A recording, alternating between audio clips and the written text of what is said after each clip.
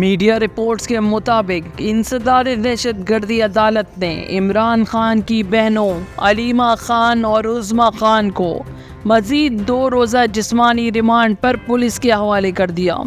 اسلام آباد کی انسداد دہشت گردی عدالت کے جج ابو الحسنات ذوالقرنین نے علیمہ خان اور عظمیٰ خان کے خلاف ڈی چوک پر احتجاج کرنے کے کیس کی سماعت کی، جس سلسلے میں پولیس نے انہیں عدالت میں پیش کیا۔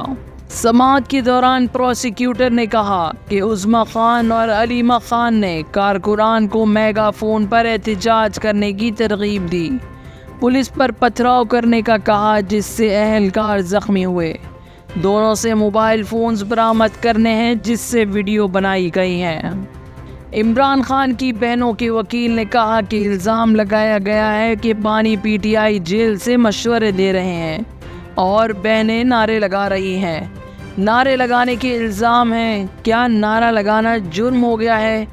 بعد پروسیکیوٹر کی جانب سے عظمیٰ خان اور علیمہ خان کے 10 روزہ جسمانی ریمانڈ کی استدعا کی گئی، جسے عدالت نے مسترد کر دیا اور دونوں کا 2 روزہ جسمانی ریمانڈ منظور کرتے ہوئے پولیس کے حوالے کر دیا۔